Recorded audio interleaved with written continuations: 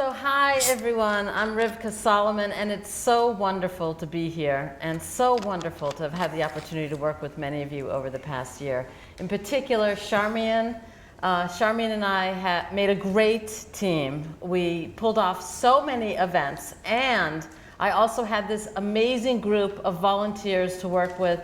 I call you guys the events organizing coordinating team. You guys have been amazing, just amazing. You know who you are. Nothing would have happened without the whole group effort. Okay, so first before I introduce David, I want to explain a little bit about the title of this talk. So this talk, as some of you might have seen on the flyer, is called How Investigative Journalism Succeeds in a Hostile Medical Environment. And I want to explain what we mean by that. And then later we're going to ask David what he thinks about that situation. So I wrote it down because I want to get it right. So when the vast majority of doctors treating you and the vast majority of researchers studying you do not believe that you're sick, when they postulate that you're experiencing a psychological condition or that you're stuck in a false illness belief, quote unquote, when these doctors and researchers state that the remedy for your condition is a physical treatment, exercise, that will harm you or even permanently disable you because you have an energy production impairment, that, I believe, is a hostile medical environment for people with ME. And to back up our claim of this hostile environment, I'm going to cite two quotes from the 2015 Institute of Medicine report on ME/CFS. Quote number one, many healthcare providers are skeptical about the seriousness of ME/CFS, mistaking it for a mental health condition, or they consider it a figment of the patient's imagination. And here's the second quote, number two. Many people with ME/CFS report being subject to hostile attitudes from their healthcare providers, as well as treatment strategies that exacerbate their symptoms. So that's the context for why we titled this talk what we titled it. And we'll get back to this discussion in a bit with David about that exact conversation. But first, I'd like to introduce David. So, David Tuller has a doctorate in public health and is a senior fellow in public health and journalism at the Center for Global Public Health at the University of California, Berkeley. He was a reporter and editor for 10 years at the San Francisco Chronicle newspaper, served as health editor at Salon.com, and has frequently written about public health issues for the New York Times and other publications. He's written extensively about ME/CFS on Virology blog, which hails out of Columbia University. And David has played a leading role in a global effort to re-examine PACE, which was the largest clinical trial on ME/CFS ever conducted. It cost £5 million, that's British sterling, and it set the standard for treatment for ME around the globe. As you likely know, PACE also wrongly psychologizes a physical disease and causes great harm to the 24 million people with ME/CFS around the world. I'd now like to introduce my friend, David Tuller.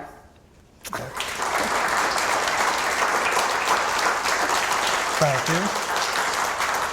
So, to begin with, David, tell us, I put these questions in sections. This first section is called background.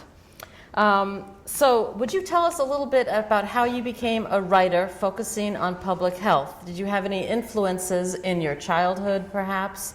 Or anything that you can think of that geared you in that, guided you in that direction? Well,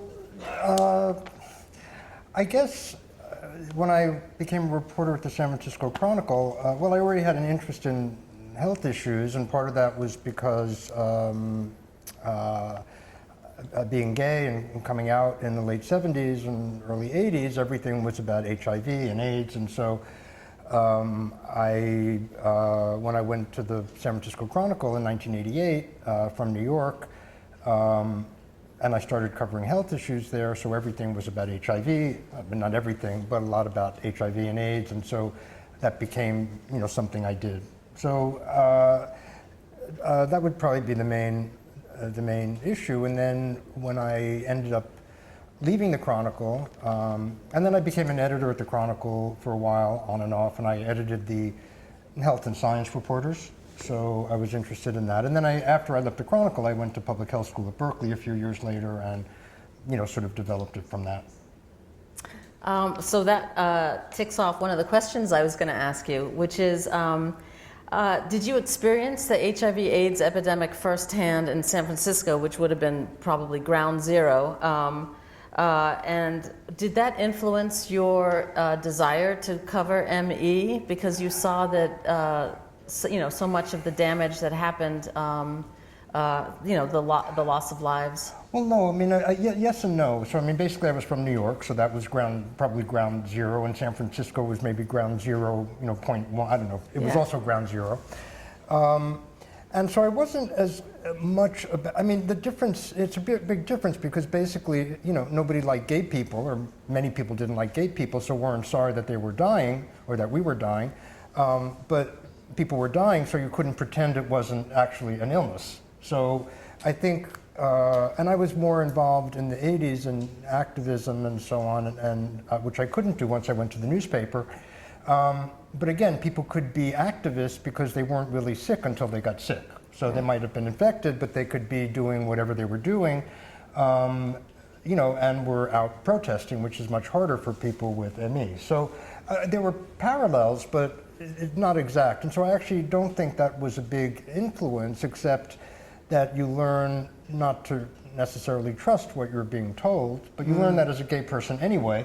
So by the medical profession. So, I mean, it was sort of maybe a combination of things, but it wasn't a direct link. And I really fell into this sort of semi-accidentally. Well, tell us more. How did you fall into it? Well, I had a friend in the early 90s who got sick with what was then being called CFIDs, or CFS, and so I just sort of had an eye on it. It was all sort of weird and mysterious, and I didn't know.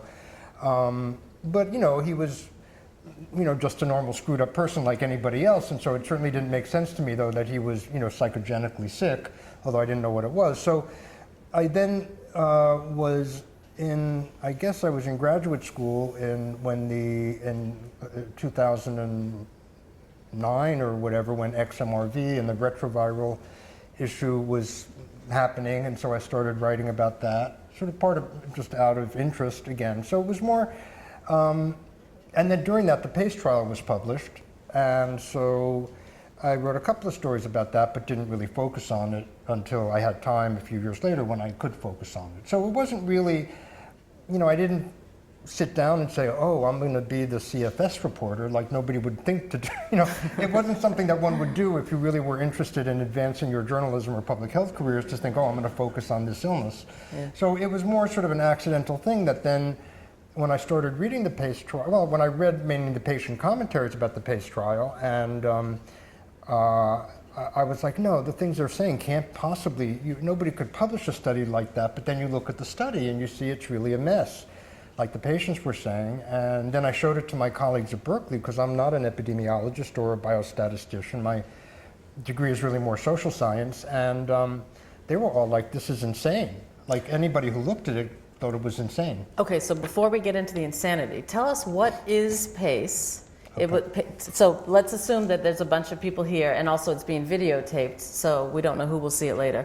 So if you could tell us, what is PACE? It was a clinical trial. Tell us what its findings were and what its treatment recommendations were. So PACE came out of earlier studies which looked at two treatments, cognitive behavior therapy and graded exercise therapy. And the theory behind those, which was being promoted since the 1989 or so, and then through the 90s, mainly in the UK, by British health workers and psychiatrists, psychologists, and behavioral physiotherapists, and so on, was that patients have unhelpful illness beliefs, that they have a physical illness that gets worse if they do things.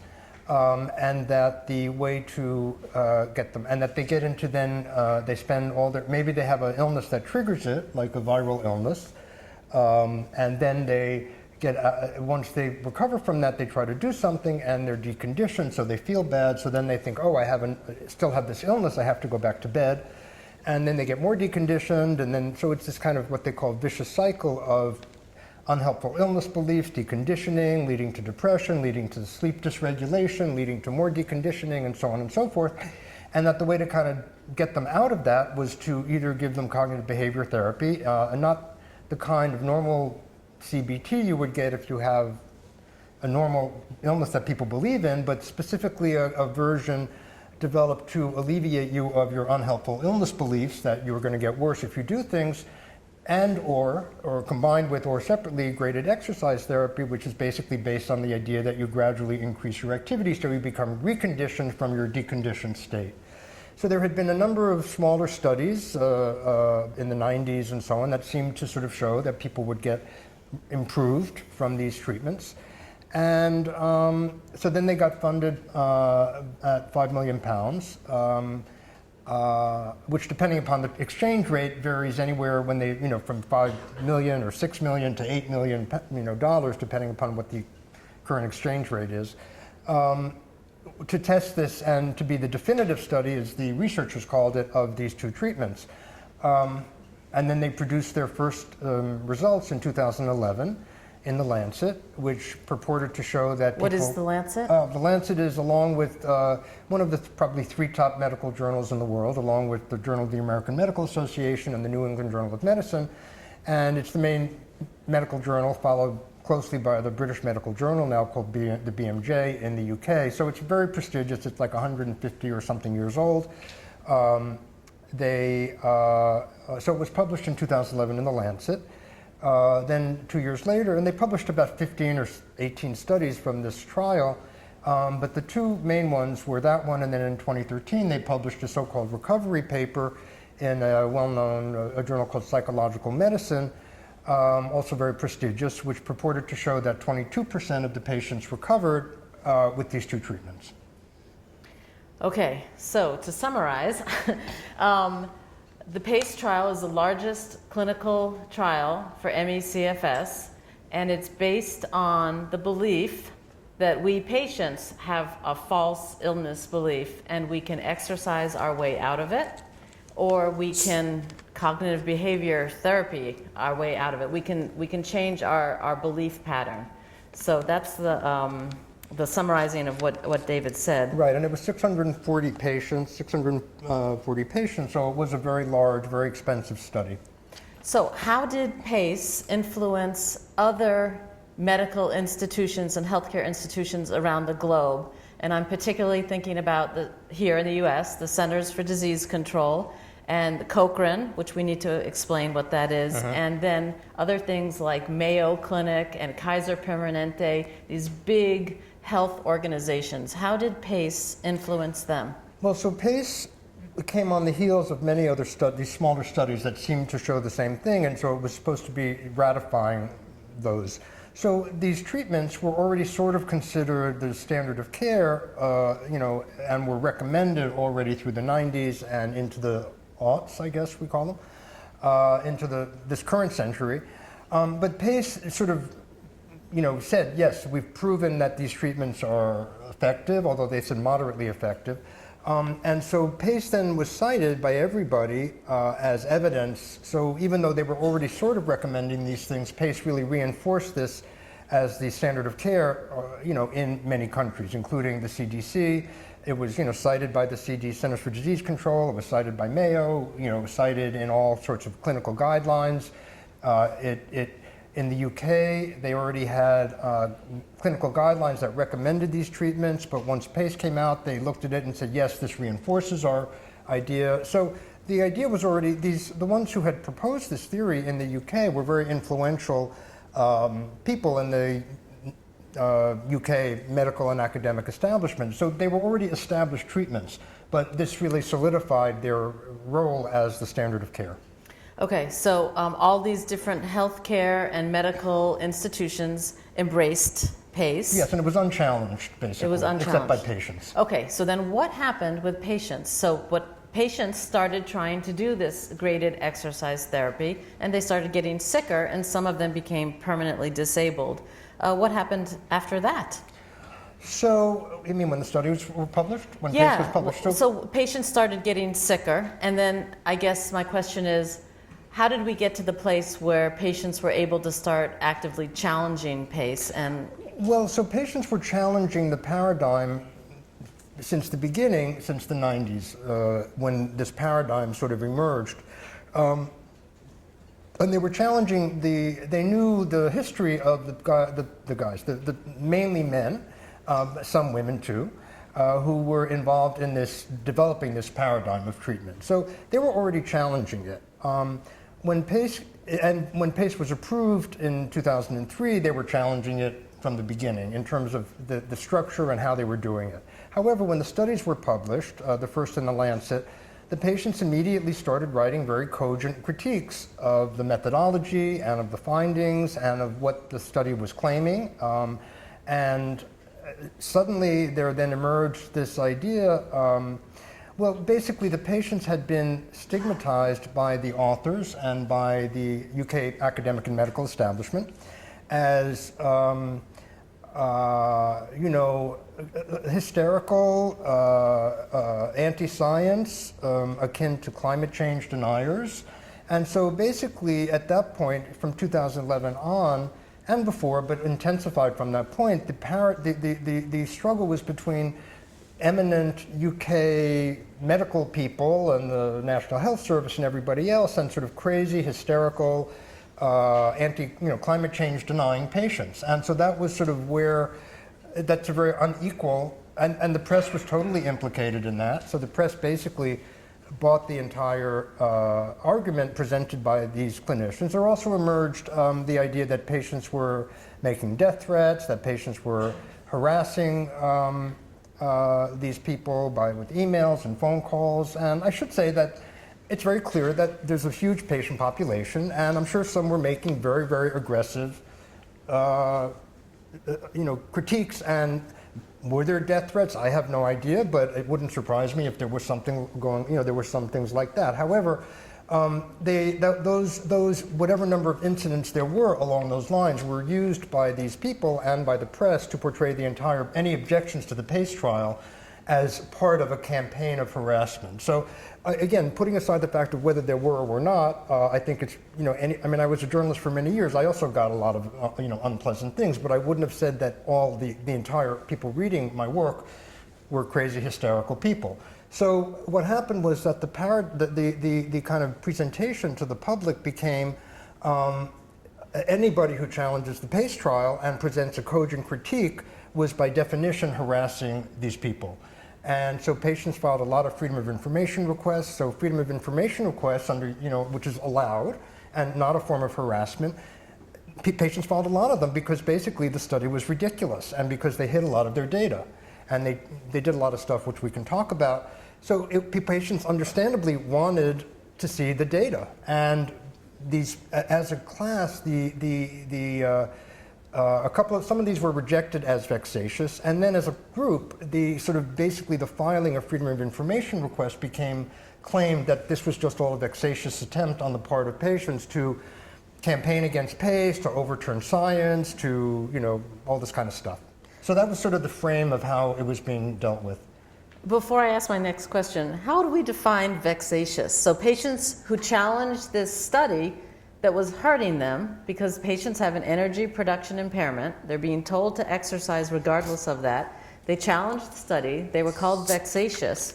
How would you define vexatious? Well, vexatious has a specific meaning in freedom of information requests under UK law. So it basically means that the requests are filed not for any, I don't know the language, but basically they're being filed for not legitimate purposes to make like a political or a propaganda kind of point. So the argument was that patients aren't really interested in the science, they're just doing this as part of their harassment campaign against the researchers. So vexatious is described as it's like a vexatious litigant in the US as somebody who just is filing lawsuits just because they want to file lawsuits and not because they have any legitimate grievance. You just want to be a thorn in the side. Yeah. Okay, so now you started digging into PACE, right, and a number of patients also were organizing around it. What did you and these patients that were, very deeply involved with this, what did you find out about PACE that allowed you to feel like you can say that this trial is A piece of crap? a piece of crap? I've said much worse in public and private. I've torn it up in public and thrown the pieces in the air, and that I consider that performance art. They consider that vexatious and a form of harassment, I'm sure. So the thing that really struck me when I first was reading what the patient said, and I kind of dismissed the patient's critiques because I thought this is impossible, was that on one of the measures especially, you could be considered recovered on that measure. It was the measure, they had a questionnaire for physical function, and that you could be recovered on that measure, and you could get worse on that measure and still be counted as recovered, or you could be sick on that measure enough to get into the trial, and then also simultaneously, the way they defined it, recovered on that measure. So that meant that basically it was like having, it was insane. You can't be recovered and disabled simultaneously on a measure in a trial. It's just craziness. So I saw that and I thought, I'm not even going to bother looking at this because the patients must be wrong. Nobody could publish a study like that. Well, then you look at the study and in fact, that's the case. So then I thought, this really isn't right. Again, I'm not an epidemiologist, I'm not a biostatistician, so I showed it to my colleagues at Berkeley, who are. And they looked at it and they said, I can't believe this is insane. And so then, and I got a lot of encouragement from my faculty colleagues that, yeah, this is really something you should look at. So I started looking at it, and the more you looked at it, the more there were problems. And again, I would read, I've always made it clear that I'm not so brilliant. I really followed what patients had already uncovered, but weren't getting any traction because they were patients. And so, there's a basic problem with all of these trials, which I didn't focus on as much at first, but basically the study design is problematic from the beginning because these are all trials in which they're unblinded, so everybody knew which treatment they were getting. And everybody knew they were getting either the treatments that the investigators were interested in proving worked, or they were getting the two other treatments in the PACE trial that the investigators were not interested in showing worked. And so then they also, at the end, the results they relied on were the subjective rating. So basically, the two main ones were self-reported physical function, like how much can you do, there's like 20 questions in this questionnaire or something like that. And the other questionnaire was a fatigue questionnaire. So it was self-reported fatigue and self-reported physical function. Now, there's a reason why trials like that are not used to approve pharmaceuticals. It's because they're so infused or fraught with bias that you actually have no idea whether the results are from bias or whether the results are because people actually got better. Because if you're in the other problem with PACE was that the two treatments, cognitive behavior therapy and graded exercise therapy, part of the treatment arms were to tell patients it's already been shown that these things make people better. So if you spend 6 months or 3 months telling patients you're in a treatment, this treatment's going to make you better, and the other two arms you're not telling them that, and then in a year or 6 months you ask patients, do you feel better? You don't need to be a genius to figure out that those results are essentially meaningless for the purposes of policymaking, because how can you tell whether they're saying you're better because you're being told that you're better, or the therapist is telling you this will make you better, or because you want to feel like you're better. And so, that is just a basic design problem that is used in, seems to be more in maybe psychological and psychiatric studies of behavioral and psychological treatments than it is in pharmaceutical. Not that I'm praising all pharmaceutical trials by any means. However, the point is, if you're doing a trial, and it's very hard to blind, you can't blind cognitive behavior therapy. Everybody's going to know it's cognitive behavior therapy. However, there are objective outcomes that you can use to assess whether patients actually got better. Let's ask about that. So the two other things I want you to talk about is outcome measures, and we have to define what that is so people know, and also conflict of interest. So that was one thing that was wrong with the PACE trial, what you just described. Right. Now tell us about the conflict of interest. So, in terms of conflict of interest, the PACE authors, the three primary authors and primary investigators, all had ties to disability insurance companies, and they were in various ways advising or having financial or advising links to disability insurance companies. And the main thing was that they were advising them, during the PACE trial and during the PACE trial, that these treatments were effective presumably in getting people back to work. So basically, someone would come in, file a disability claim, and the argument would be, no, all you need is cognitive behavior therapy or graded exercise therapy, and you should be able to get back to work. And the other thing, they also were involved with government agencies in the UK, also the Department of Welfare and Pension, which also is involved in disability, and so there are other government agencies that deal with health and medical stuff. And they didn't disclose these to patients in the trial. Now, they did report these in their papers to the Lancet and so on. They did report these conflicts, or these potential conflicts of interest, let's call them. But they did not in the trial itself, and so that was a problem. Isn't that against some kind of yes, Geneva Convention, something? Well, so basically yes and no. At the time when they did their consent forms in 2005, things were changing in studies, and so there was starting to be a lot more emphasis on. And that was a time when it was becoming clear that people were getting money from pharmaceutical companies and ghostwriting things and not disclosing their conflicts of interest. So around that time, there started to come into play much more stringent requirements among journals and in the field that people had to be more open about their conflicts of interest. So it's not clear at the time that the PACE authors were under any kind of requirement to do that besides a moral one. However, the problem for them was that so when you do a big clinical trial, you're supposed to do a protocol beforehand, which outlines everything you're going to do, and you're not supposed to make changes to that except under extraordinary circumstances.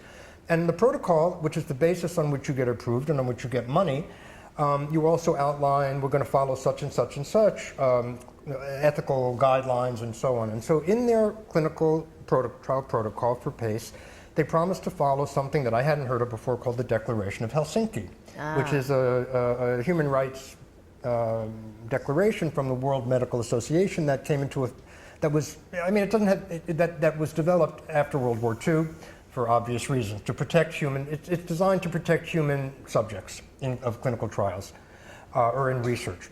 And at the time that they did their consent forms, it was very clear in the Declaration of Helsinki of how you get informed consent, that to get informed consent, you had to disclose to prospective participants any possible conflicts of interest.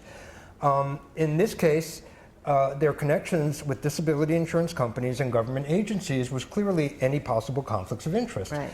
They did not disclose that. Now, had they not included that in their protocol, I don't know that there would be any prevailing guideline that would have required them to do it. However, they did include that, to their misfortune, in their protocol. And from my perspective, that required them to do it. Now, this argument has not really been convincing to the Lancet or to the powers that be in the UK. But I think, clearly they had no, at least ethical right to publish any of their data because they only had consent, but it wasn't informed. Okay, very helpful. The last point that I'd like you to talk about the PACE trial, one of the reasons why we in the patient community think it should be, believe it should be discredited is outcome measures. So tell us, what is an outcome measure? Okay. And what did they do to the outcome measures midway through the trial? Well, let's just say it has been discredited. They just don't accept that yet. But it has been discredited around the world, and in the US, nobody cites it. Well, some people still do, but basically, nobody is really citing PACE as a great study anymore. So it has been discredited, except for the sort of, I think, shrinking cabal of defenders in the UK and in the Netherlands and a couple other places. So outcome measures are how you measure effectiveness or the impact of your treatment. So you have, it's like if you, in an HIV, if you want to see if someone's in a study, how many people got infected with AIDS, you do an HIV test, or got infected with HIV, I'm sorry. You do an HIV test, that's your outcome measure. What percentage of people got affected or got infected. So it's a way to measure a patient's progress? Or the opposite. measure a lack of progress. It's how you measure the impact of whatever it is that you're doing. So, but every study has outcome measures to measure. Every trial, every clinical trial, right, has and usually they're similar. They can be similar. You test people at the beginning, they're HIV negative. You test people at the end, a certain percentage become HIV positive. So it's often the same measure. It's just that one is at the beginning and one is at the end. And so what did they do in the middle? Well, they did, let's say, they did multiple things. So they wrote a protocol, and they ended up changing their main outcome measures in multiple ways, and it's very complicated to go into, but let's just say that every way they changed, whatever they changed, they weakened them. So they weakened everything, and they weakened how they measured improvement, they weakened how they measured recovery, they weakened how they measured harms. So everything that they did made it easier for them to present attractive-looking results for their results. Had they been honest researchers, they would have kept everything the same. They would have reported that they basically had minimal or no findings, positive findings, and they would have said, hey, we're sorry, we spent all this money and whatever, but we've come up with nothing and it really doesn't work, and these are our results. That's not what they did. After they collected all their data, they changed, again, it's complicated because it's spread across a couple of studies, but they basically, and the most shocking one, and the one that sort of kept me interested in this for all this time, or one of the things, is that on their physical function scale, it's probably the easiest one to explain. So that's a scale that is a questionnaire that goes from 0 to 100. So if you're 0, you're just basically a corpse. Most people, even with some disability, will score 80, 85, 95, whatever.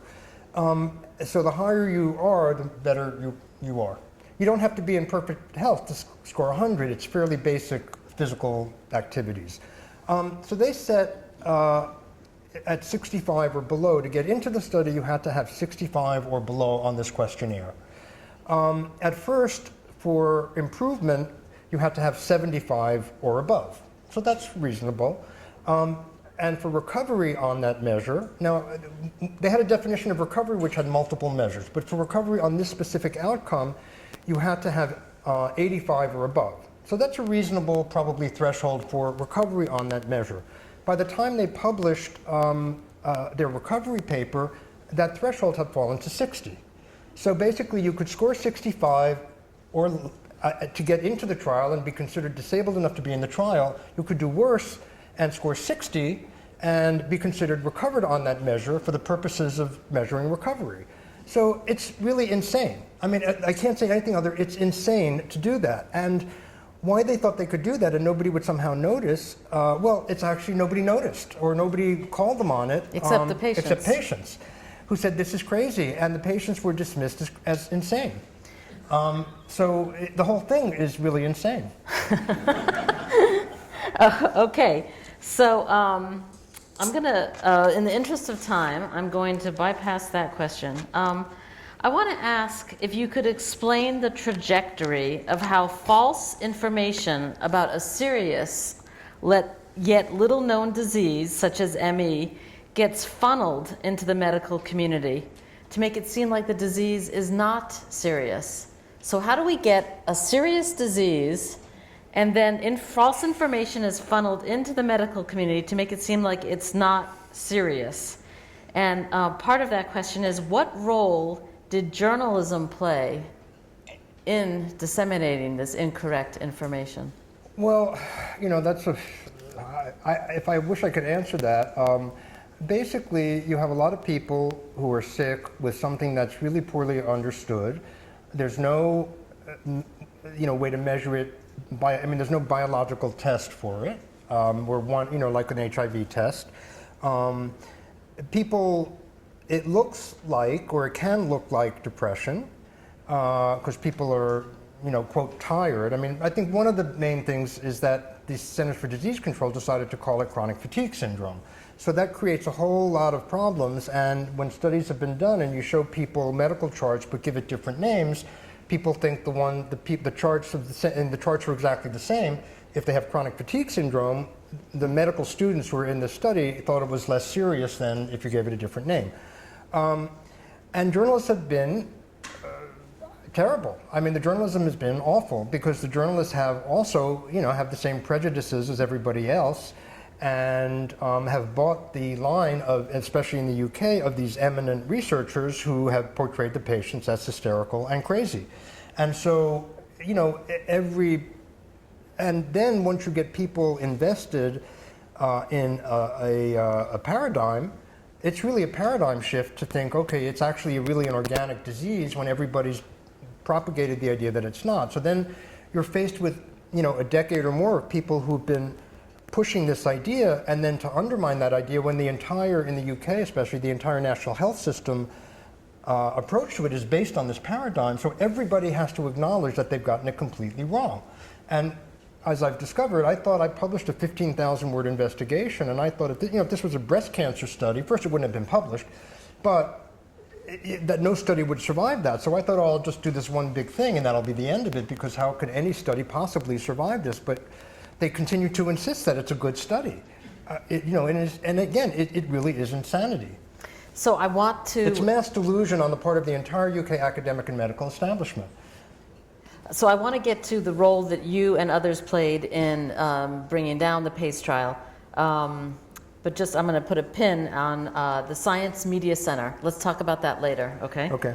So, so you decided this trial, you started looking into it, and you were like, this is loony. And so what did you do? So I spent a year researching and writing, and I went to England and met people who had been in the trial and talked to people, and I tried to talk to the PACE authors and they wouldn't talk to me, and I tried to talk to the Lancet editor and he wouldn't talk to me. I offered to fly back to England to talk to them. No, they don't, I had a little previous experience with the PACE authors, so they already didn't like me. And so I published, it's very hard to publish a 15,000 word thing anywhere. And so I couldn't have done any of this without the web. So I published it with my friend and colleague, Vincent Racaniello, who's a microbiology professor at Virology Blog. And I should say that Virology Blog has no relationship to Columbia. It's his own blog, except that he's a Columbia professor. So okay. Virology Blog has no institutional affiliation with Columbia, except it's a well-regarded site about virology. And he got interested because he's an infectious disease guy, he's a virologist, and because it's clear that many or most people come down or get diagnosed with chronic fatigue syndrome after they've had or ME, after they've had a major infectious viral illness. It might be glandular fever, mononucleosis, or it might be a bad flu, or it might be some other infectious illness. And so he was interested from that perspective. And he allowed you to hijack his blog. Yeah, so he allowed me to hijack his blog. That was very gutsy, because basically I wrote an extensive investigation that I'd had a couple of lawyers vet, but they were vetting it for, did I say anything wrong? They weren't fact-checking it. It did get fact-checked, sort of, but I don't think necessarily very, but he sort of took it on faith that I was doing, that it was accurate. So if I hadn't been accurate, then we both could have likely been sued, or whatever, or I don't know. So he basically trusted me, and once I started, it was clear that, and then I just kept going. Okay, so you did extensive research, and why you were already writing for the New York Times and other more mainstream media. Why did you not go to those outlets, those media outlets, with this expose? Well, I did. It's hard to get interest. Again, I'd written a lot about the possible retroviral connection for the Times, New York Times. That would have been a few years before. Once that ended, there was much less interested in it. And again, this is a morass of massive proportions to get into and to explain, and it's very complicated. And I did have an opportunity to publish it on a major site, a major news organization, like a 3,000-word version. And I thought about it, and I just thought, I have one shot to get this out, and I need to get it out the way I want to. And so I said no. I decided to not do it there. And I had another major organization that in the end, they talked, it ended up not working out. for various reasons. And so I just thought, well, I'm just going to go with it on Virology blog and hope that at some point it will get traction. And boy, did it get traction. So I just want to find out, how much time do we have left? You have something like 8 minutes. 8 minutes. So we got to switch over to more about journalism. Okay. So let's see. I've got all these questions. Yes, and I said we wouldn't get to all yeah, of them. you did.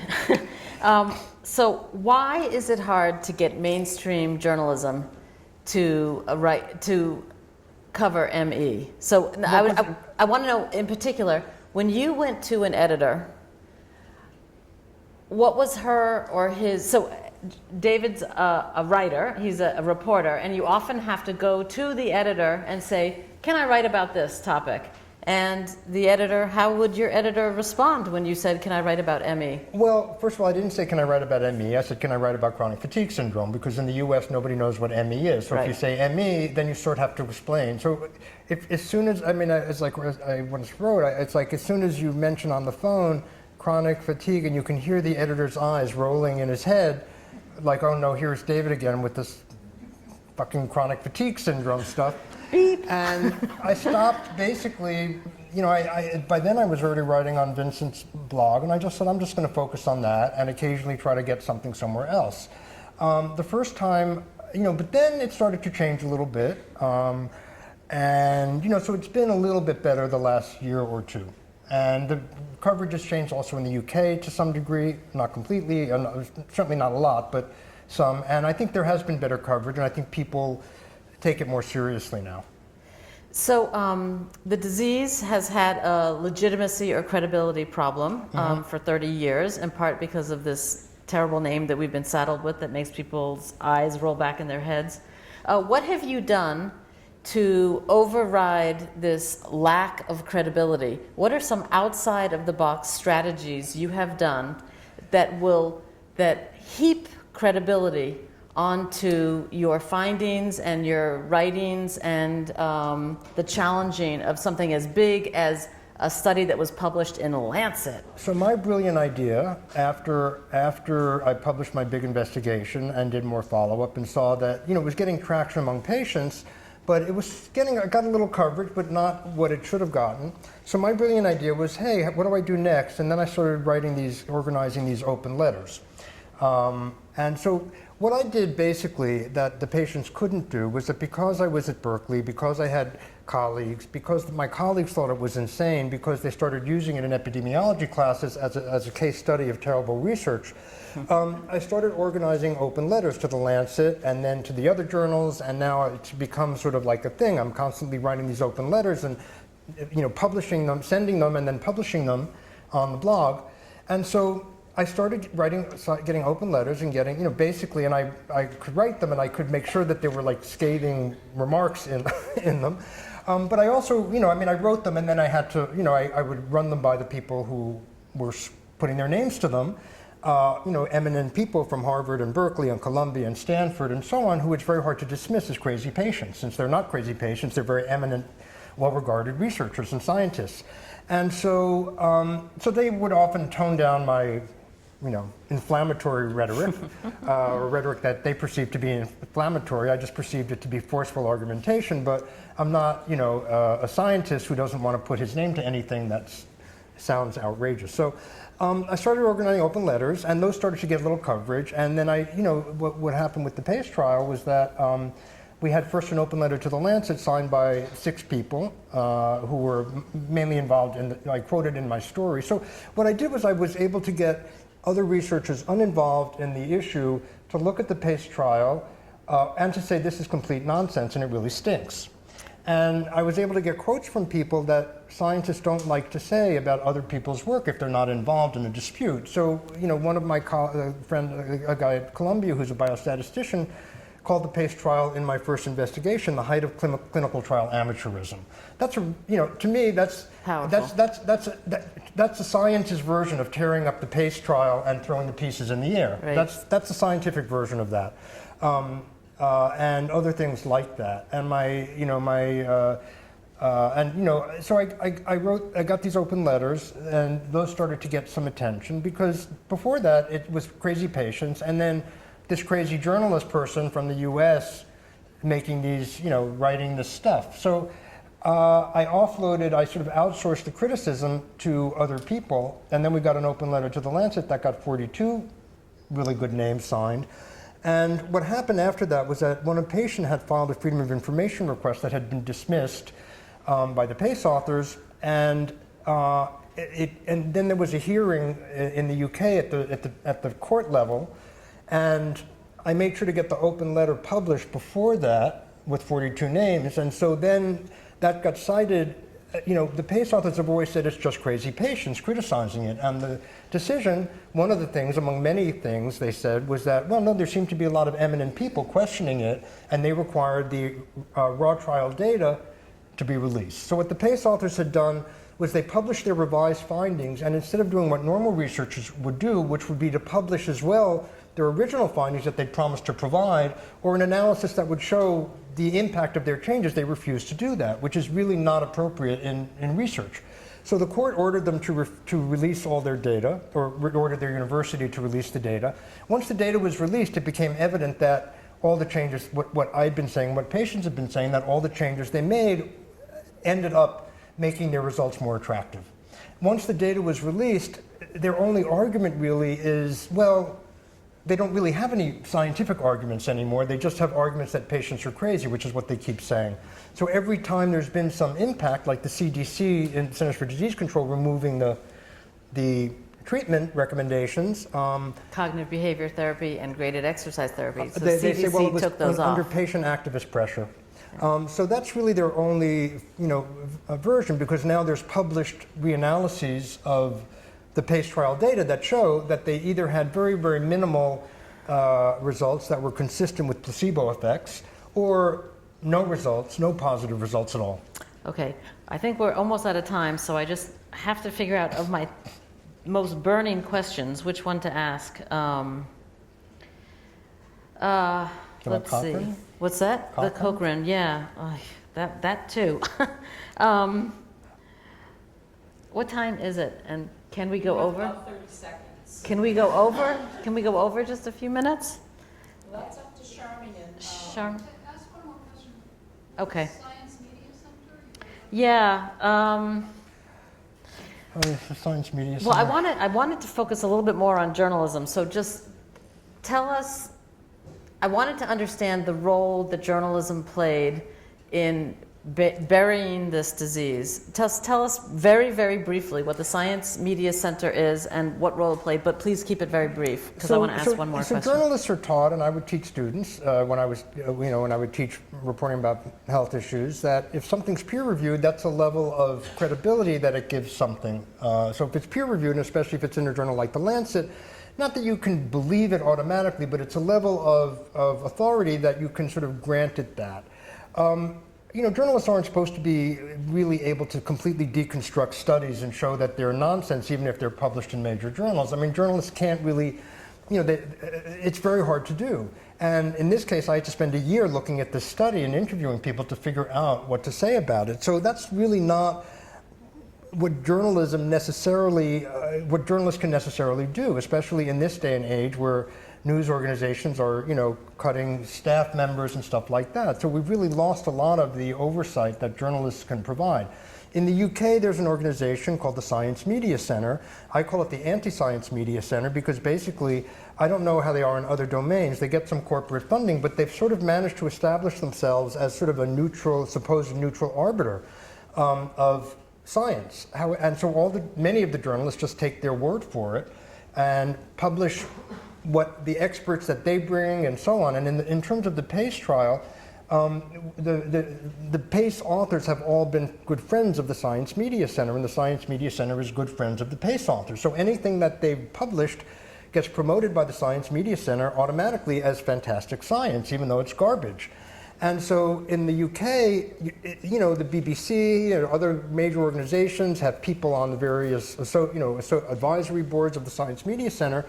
And so it's very hard the Science Media Center says this, or, again, it's part of this deference culture in the UK that's very hard to break through. And shouldn't journalists also challenge. have that you can't challenge. And so because the entire UK academic and medical establishment basically has had an emperor has no clothes situation, and as I've said, they're all completely naked in this domain, there's no way to break through that because you get portrayed as this crazy, you have to deal with your editors, you have to deal with, journalists are not independent operators, and I couldn't have done, and in this case I have been, with the help of Vincent Racaniello at Columbia. So I've been an independent operator doing this on my own with no support from anybody except the last 2 years when I've crowdfunded. But before that, I was just doing it on my own with no, moral support from Berkeley, but no institutional support, and only support from Vincent, who was willing to have me publish whatever I wanted to publish about it.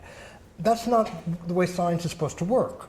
You can't do things if the way to debunk something is for somebody to spend an unpaid year or two writing investigations will and get happening to debunked. find a website Yeah. that's a well-regarded science website to publish it on. Right. I was able to do that because I was interested, because I had a half-time position at Berkeley that provided me with income and benefits, and I had other, outside sources of support helping me out a little bit. So. Journalists, I don't blame journalists for accepting what the Lancet publishes or for accepting what eminent researchers say. Nor do I blame doctors who've accepted what they see in the Lancet and accepted what eminent researchers say. I mean, that's the way it's supposed to sort of be. But when you have media organizations, cutting health reporting and cutting, whatever, it's Yeah. very hard to break through, especially again in the UK where there's this culture of deference where you're supposed to respect people even though they've done nothing to deserve your respect.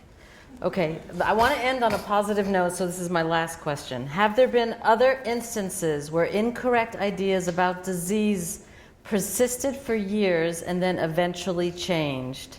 What did it take to get those ideas to change, and how long did it take? So this is the situation we find ourselves in, right?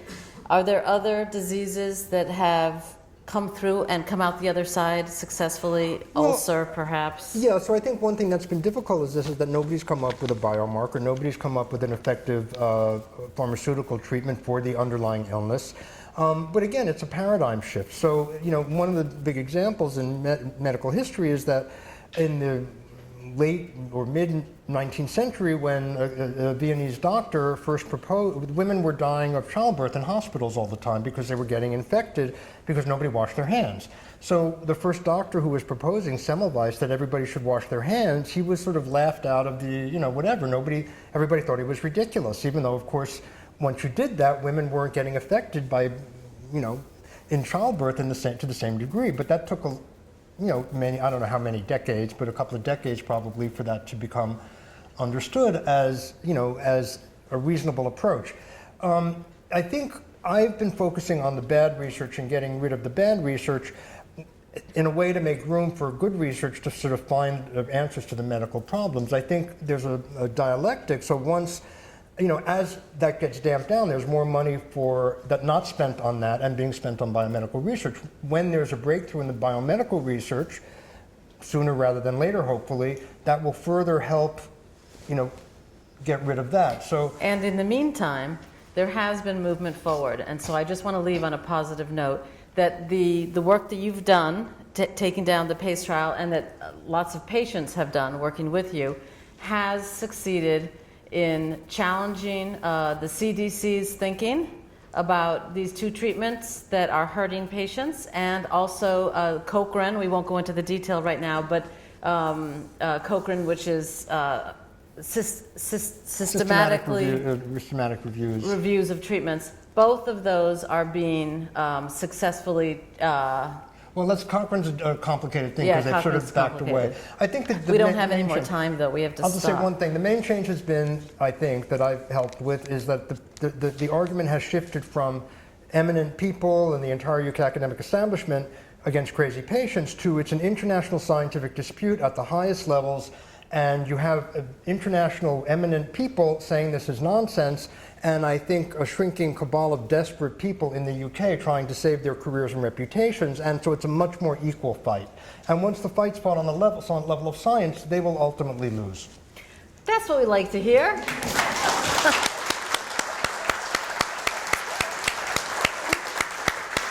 We're going to take a break, and people can snack and network, and then we will come back for a Q&A with David Tuller. Thank you, David. Thank you.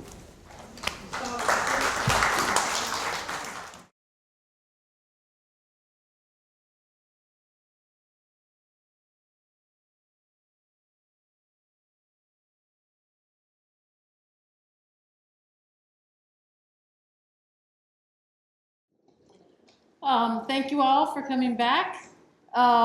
This is the Q&A section of a portion of the event.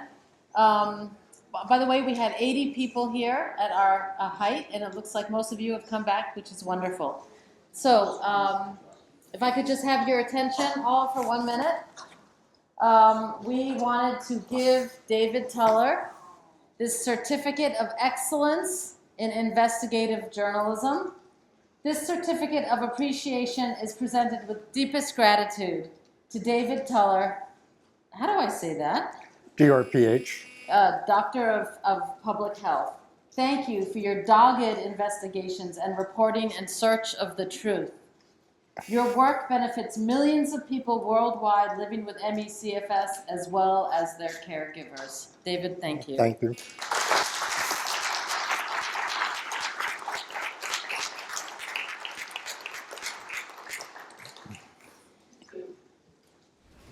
If there are more questions, there will be someone who will circulate. You kind of do this, and the person who's looking for them will come take it from you. But I think we have plenty here. I think this is a great question, and it's probably for David. The question is, we're going to keep the lights up. If there's a glare problem, then see if you can find a seat without glare. I think would be the best suggestion. What can the layman or lay person do to promote publicity and research possibilities? So can everybody hear the questions? Okay. I don't really know. I mean, I guess, contact your congressperson, write letters to, local, health department. I don't really know exactly because the science should be doing its job, but it hasn't. So it's really difficult. And the other thing is it's difficult to know what exactly to propose because, there are no recommended treatments except for symptoms at this point. So, really the focus needs to be on more research. Treating symptoms, you mean? Yeah, treating symptoms. Can I answer that question also? Yes. What could you repeat the question? Yes. What can the layperson do? What can the layperson do to promote publicity and research possibilities? So the layperson can volunteer with the Massachusetts ME/CFS Association. We desperately need you. Whoever you are, you have skills that we can use for our events, for our publicity, for changing the way the Massachusetts medical establishment perceives this disease. We've come really far recently, in large part because of work that David's doing and also the work that our organization is doing in terms of events. So please volunteer with the organization. Yeah, I wanted to add to that. Each of you, if you live in Massachusetts, you live in a congressional district. We can use you for advocacy because when we contact a congressional office, we either do it at the local level, we go to their local office, or we call them on the phone, or we visit them in Washington. Every time we visit, we need to have a constituent from that district with us. We do not live in all 9 congressional districts, but each of you lives in a congressional district. And if you will volunteer to be present on a telephone call, when we call you a congressperson, that would be a huge gift. I just want to reinforce that because in the UK now some parliamentarians have gotten involved, and they've gotten involved specifically because constituents have appealed to them and they've talked to them, and so that really has an impact on or it should have an impact on representatives. Yeah, it does. It works. I went to a town hall meeting that Senator Ed Markey was speaking at, and I stood up and I asked a question. I said, will you advocate for us? And he said, yes. And the next thing you know, he's a champion for us on Capitol Hill. So volunteer, it might be 10 minutes of your time or a half an hour. It may not, some of us put in 20, 30, 40 hours a week. I hate to admit that, but we put a lot of time in collectively. Anyway, the next question. Has the Lancet's reputation suffered with the PACE study? It suffered with me. I don't know. I mean, I think it suffered, for a number of reasons. There have been a number of scandals, including the vaccine autism study, and they had to retract that. And there's been a number of other things. So I think collectively it's probably suffered. And I think ultimately their refusal to deal with this issue will have an impact, although I don't know that, it certainly had an impact among my colleagues at Berkeley and other people who've signed my open letters. So I think yes, but probably not enough at this point to make them change their tactics. Okay. I don't understand this question, but I'm going to give it to you if you understand it. Okay. Fine. Do you know what happened to Dr. Carol Jessop in San Jose, California? No, I don't. Okay. All right.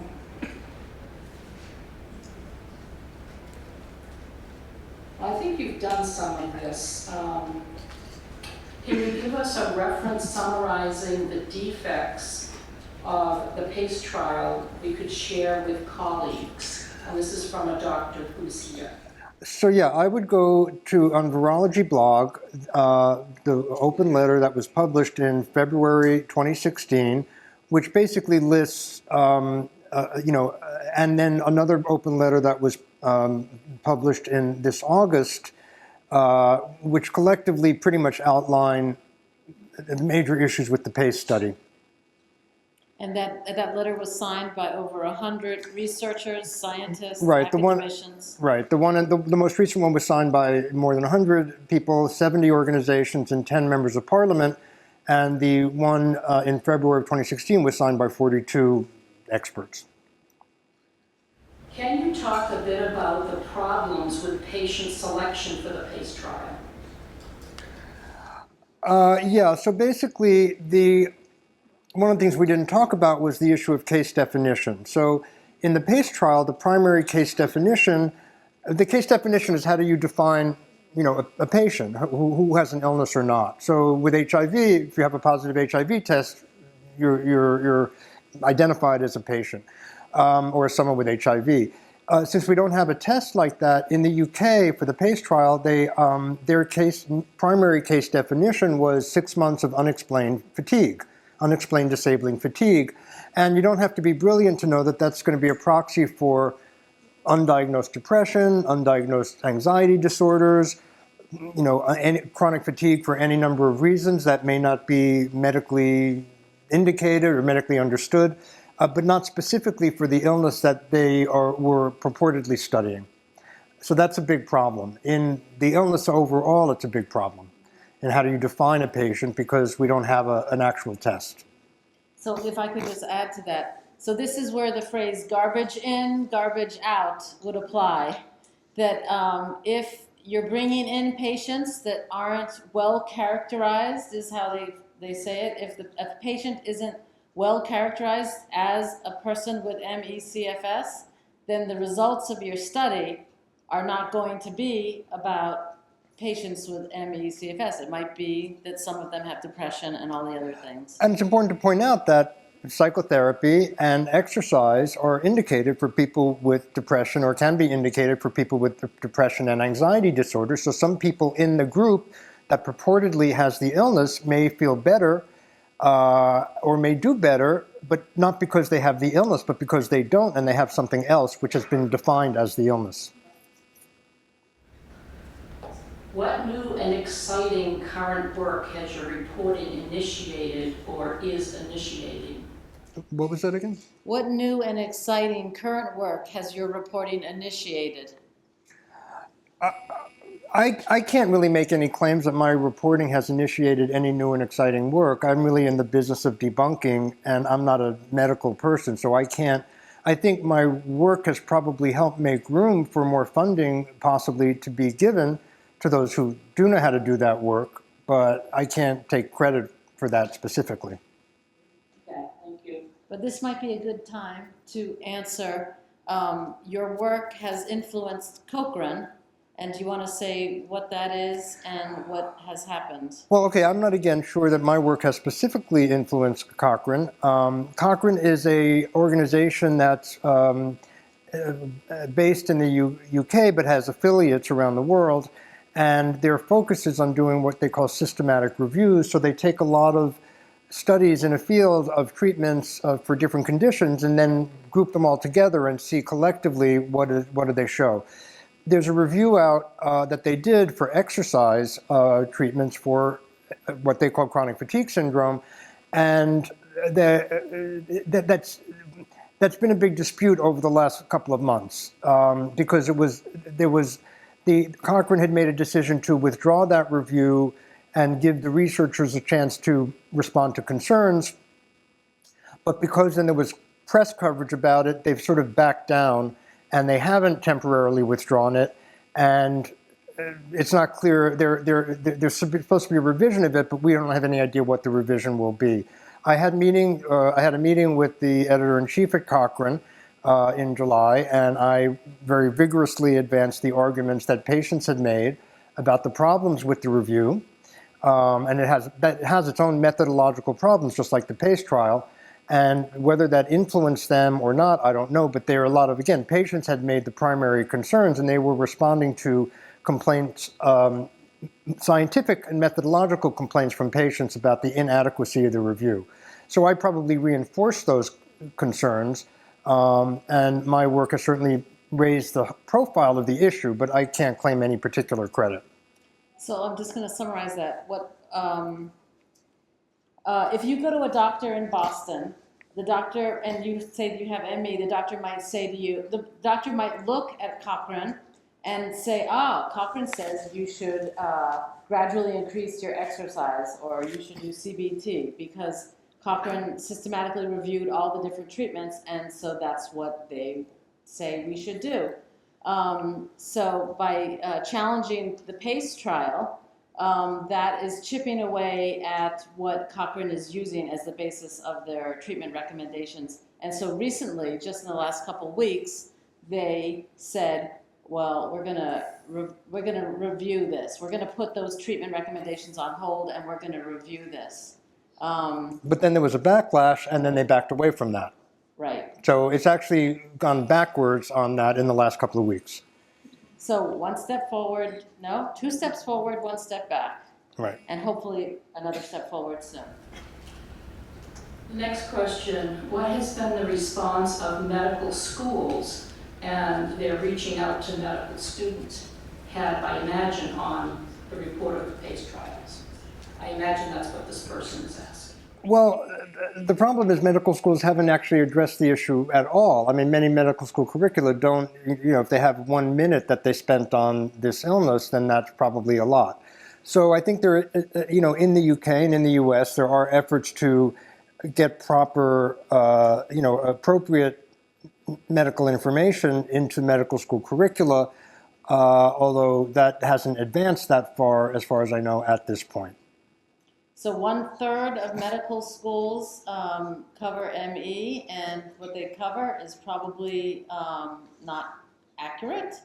But what is happening now is that the ME Action and Unrest team just got approval to have what's called continuing medical education credits tied to watching the film Unrest. So all you have to do now, if you're a doctor, and all doctors, all nurses, need to have these medical education credits. All you have to do is watch that film and then a 10-minute extra film and take a little test, and you will get credit. So we're hoping that this makes a big difference in the world of medical schools. We did just hold an event at Geisel School of Medicine in Dartmouth, New Hampshire, part of Dartmouth Hitchcock Medical Center. 140 med students, physicians, and allied health professionals attended that event. It was highly successful, and there have been other things like that, like Harvard Medical School had an unrest screening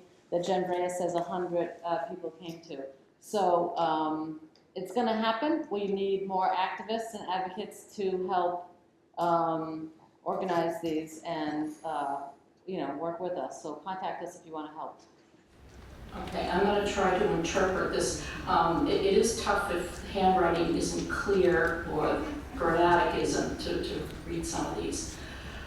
This says, why was I, and I'm assuming it means it or something, that non-psychiatric people, I imagine, do not look at the so-called evidence of the British psychiatrists?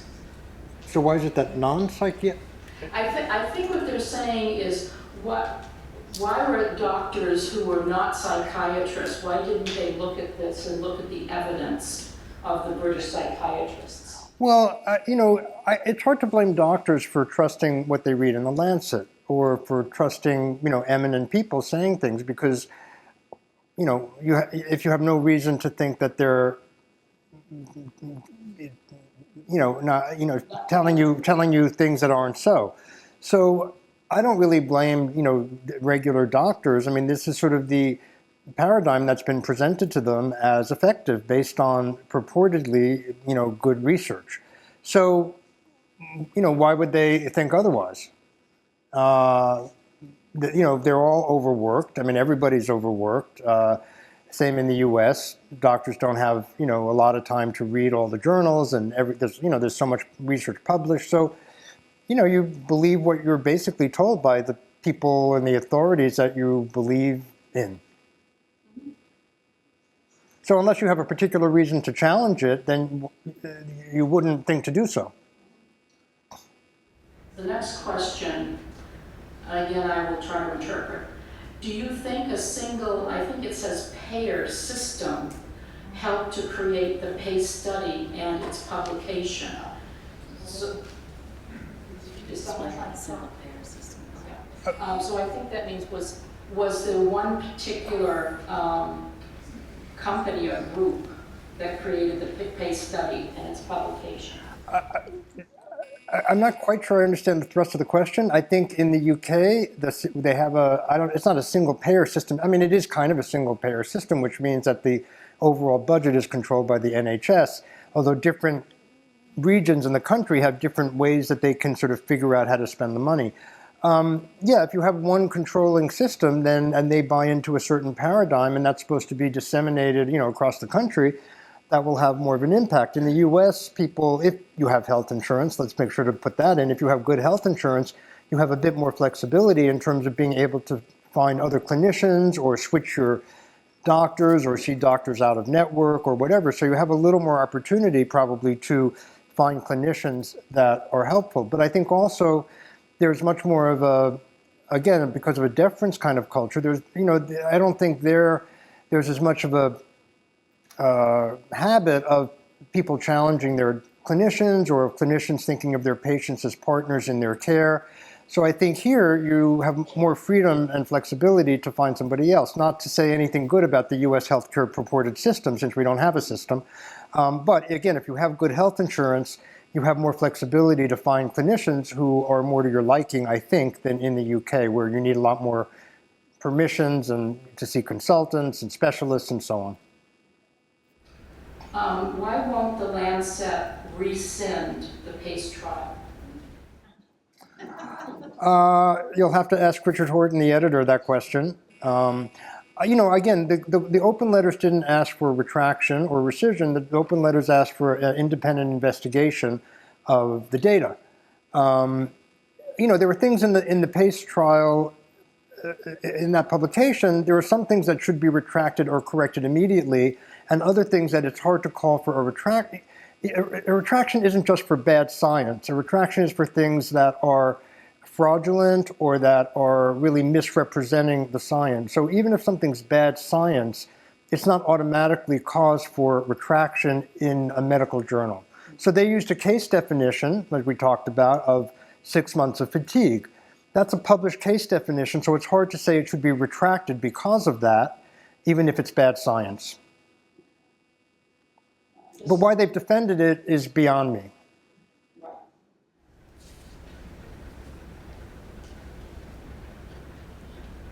What can we do as allies to support your case debunking work? Well, assuming I do another crowdfunding campaign in the spring, that would be something to support. One can also make contributions to my department at Berkeley, and make sure. And I don't put that out, but there is a way to contribute to the Center for Global Public Health, and to indicate in your contribution that it's for my particular work. And I think any work that you do, working as a volunteer for any ME support organization, is by implication supporting my work.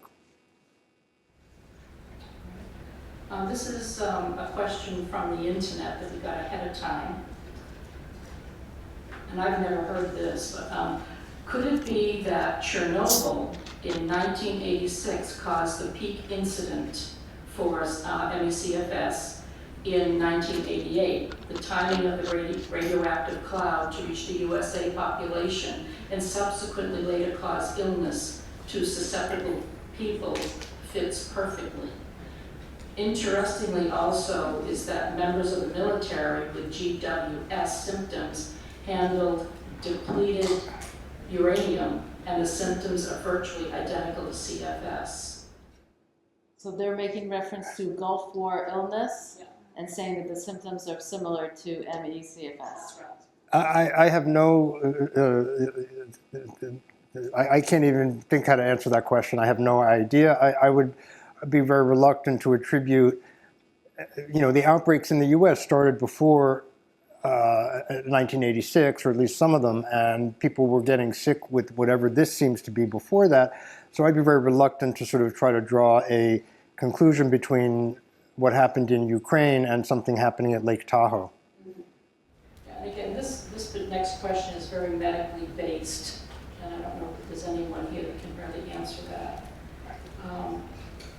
I have a question. This is my question. In my case, I had a corporate contract that was supposed to take care of me until I was 65, which would have been until 2017. I was dropped from this benefit without notice in 2004 for no reason except that I made a phone call to the company to ask a question. I have documentation to back up everything. The benefit that I lost was my income. I had a private secondary insurance, and I lost it, which cut my income in half, which has over the years basically devastated me financially. And I'm sure, I've heard somebody else comment on one of the calls that I was on, that they had a similar situation. Is there anything a journalist could do to find out why the insurance companies are allowed to get away with not fulfilling their contracts, and why they can just take our pay and cut it off? Yeah, I mean, yes, but it seems to go beyond. I mean, I'm not sure. Is this related to ME specifically? Yes. Yes. For me, it is. To ME/CFS. Well, yeah. I mean, you'd have to sort of one would have to sit down and look at all the documents. And insurance companies have a lot of fine print, so they're allowed to do a lot of things, or they think they're allowed to do a lot of things, and someone has to sue them in order to, get satisfaction. So without knowing the circumstances, it's kind of hard to say what they are and aren't allowed to do. Well, I had attorneys, and what my feeling is that the attorneys thought this was psychiatric too, and they were not willing to try to get a large sum of money for me if I was going to miraculously get well the next day. Well, I mean, there's a lot in the law that supports things that insurance companies want to do, and they always have, if you have a pimple, it's a pre-existing condition, or whatever it was before we supposedly had exclusions for pre-existing conditions. So there's a lot of insurance companies can get away with that seem to be legal, and that's a hard question to answer. That said, David did publish a piece in Stat News, which is affiliated with the Boston Globe, a Boston Media Group, about insurance companies and Oh, I forgot about that.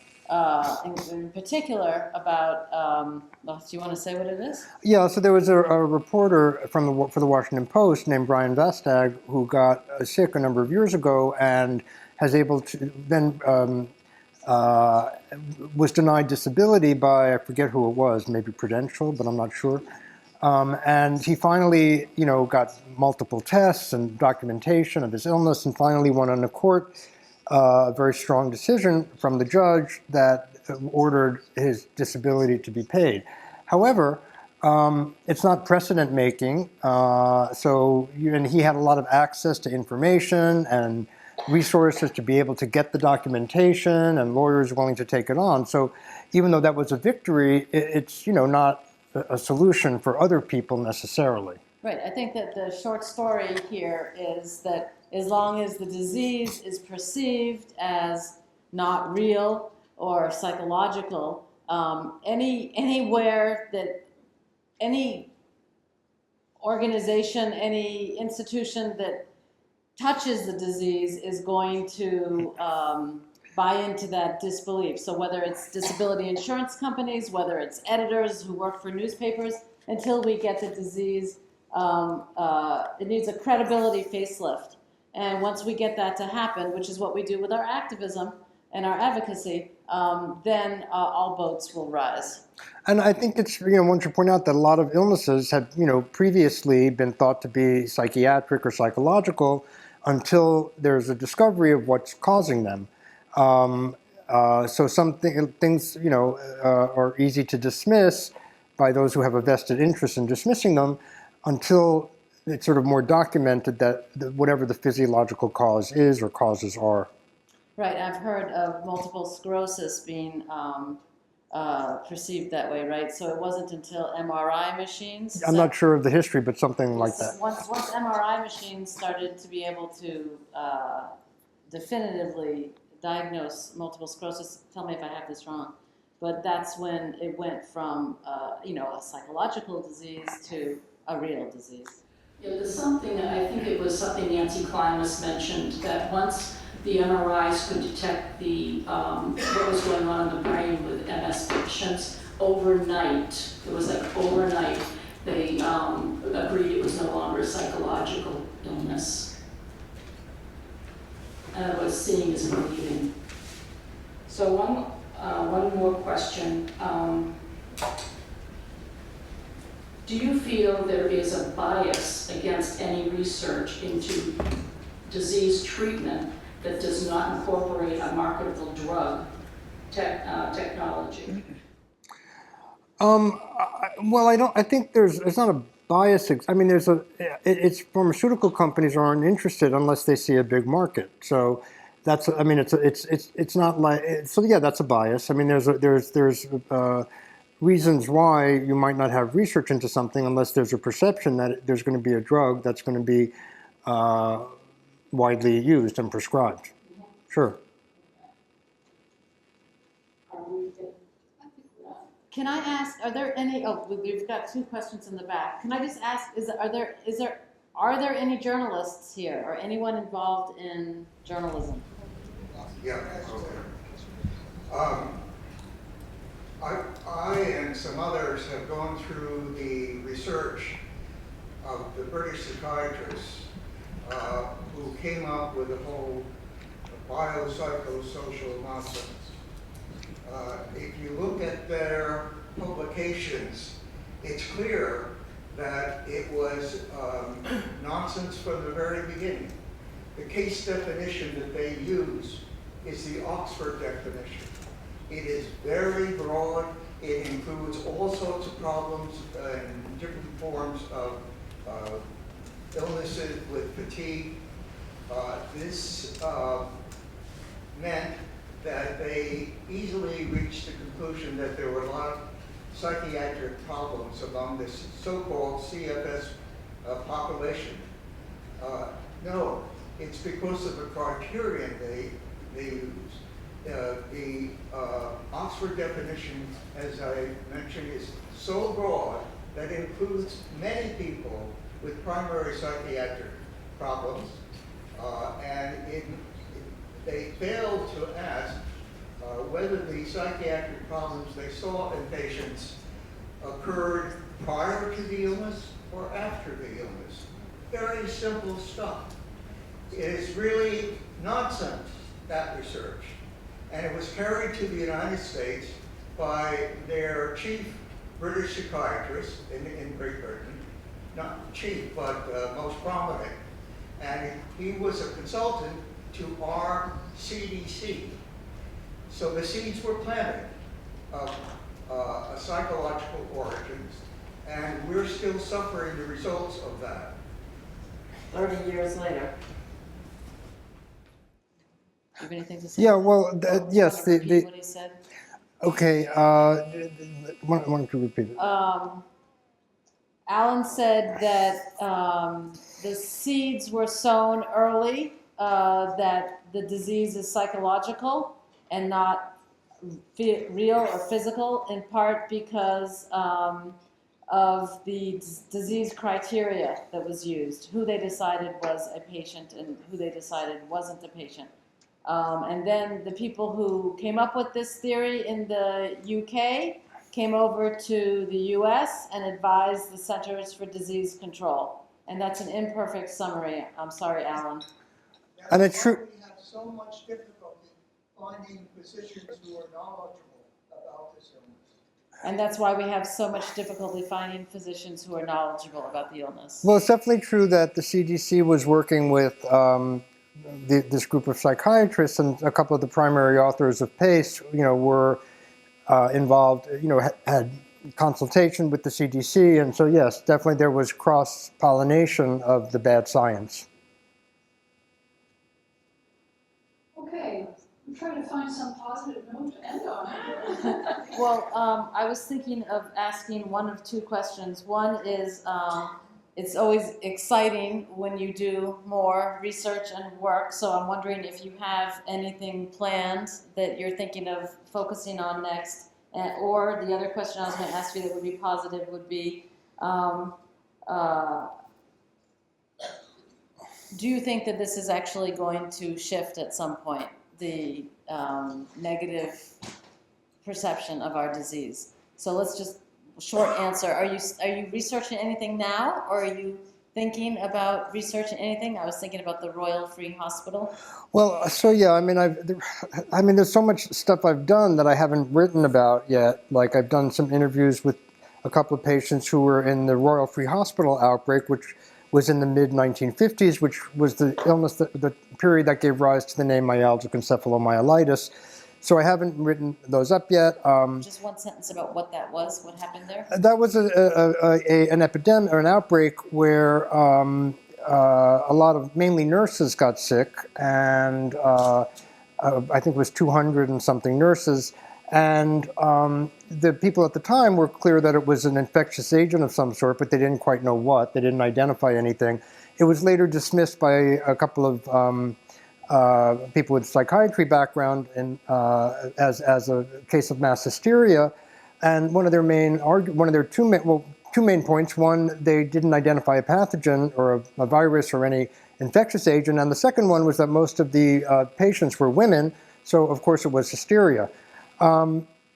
So that became sort of the prototype for when chronic fatigue syndrome came out, for identifying it in this way. So you're interviewing some of the survivors of that outbreak. Yeah, I've interviewed a couple of them. All right, that's very exciting. And then lastly, do you think things are going to shift? Do you think finally things will shift for us? I'm not a prognosticator. I think some things have shifted. I think things are shifting more quickly in the U.S. than elsewhere. I think it's taken more seriously as an illness in the U.S. And I think in the U.K. it's becoming clearer, but I think they're just very entrenched powers that, want to keep things the same. So, I like to think there's a shift happening, but not soon enough for patients. Let me tell you a shift that is happening. So we have held about 10 events in the past year focusing on unrest and MECFS.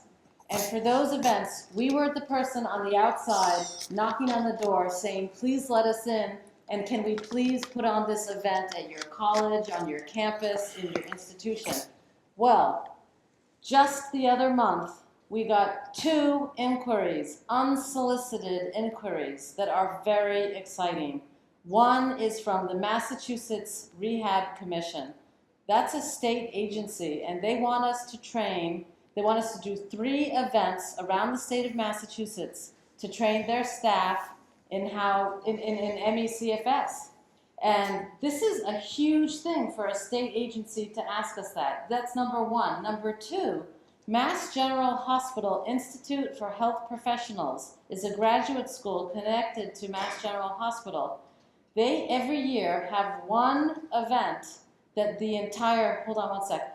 Every year they have one event that the entire student body has to come to. That's 600 students. Well, they called us up and they asked us to lead that event. The whole entire event will focus on MECFS. That's 600 graduate students who are getting degrees in nursing, physical therapy, occupational therapy, physician's assistants, and they're renting an auditorium that seats 900, and they have given us permission, and they will help us fill the remaining 300 seats. That's a 900-seat theater that we can fill with everyone from all the hospitals in Massachusetts, which they're hoping to invite. And there is a question over here. Yeah, two more very quick questions, and then I have one more recognition.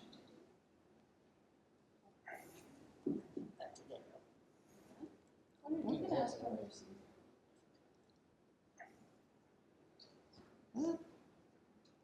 He doesn't have to stand up to ask No. his question. I think he wants to.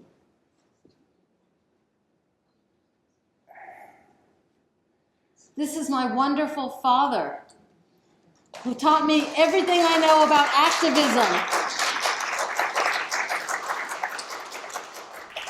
I wanted to say something about both the people on stage. I love the fact that there's a journalist very active and advocating. And again, it asserts the opposite of what our president talks about.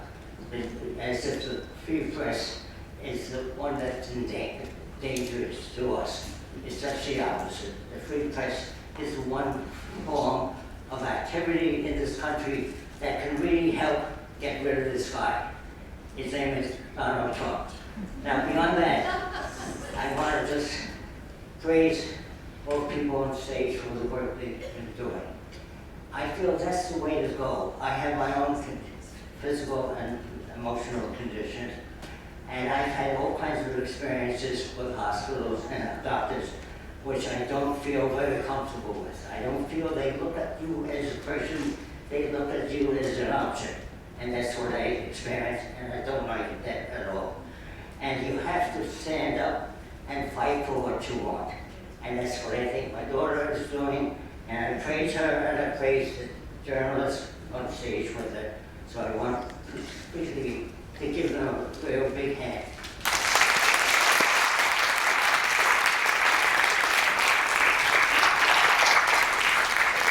Okay, thank you. We have one more question in the back. Yeah, hi. I've had this disease for a year. I'm just wondering, what is the leading signs in my best chance of recovery? I'm only 25. Do you want to answer that? What was the question? I've got it for a year. So the question is, she's 25 and she's had this disease for a year, and she wants to know what her chances of recovery are. So, should I answer that? Does anyone else want to answer that? Do you want to answer that? It's very hard, I think it's very hard to say. I mean, recovery exists sort of on a continuum to a certain extent. So I think people get improvement. Some younger people seem to have a more full recovery than people who get it at a later age. People who've been sick for a less period of time are more likely than if you've been sick for many years. But it's kind of somewhat unpredictable, I'd say. What I say to anyone who's new to this disease is the most important thing is not to push yourself physically.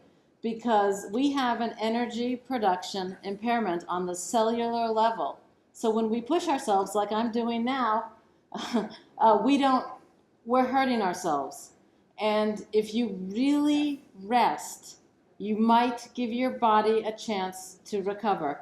And some people do. We have a mom in the audience who's got 2 kids, and both of them are doing better than they were before. And it can happen. The rates of recovery are not great, but if you really respect it and you don't listen to the doctors who tell you to keep pushing, you have a shot at recovery. And you might want to talk with Leah. Leah, do you want to raise your hand? Leah has 2 kids that are doing pretty good who've been struggling with the disease. My sister has a question. Oh, David's sister. I know this isn't part of the program, but before other people speak, I'd just like to make one more recognition.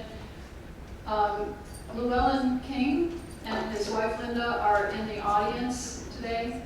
And Llewellyn and Linda have done more than 100 segments of MECFS alerts, which you can find on YouTube.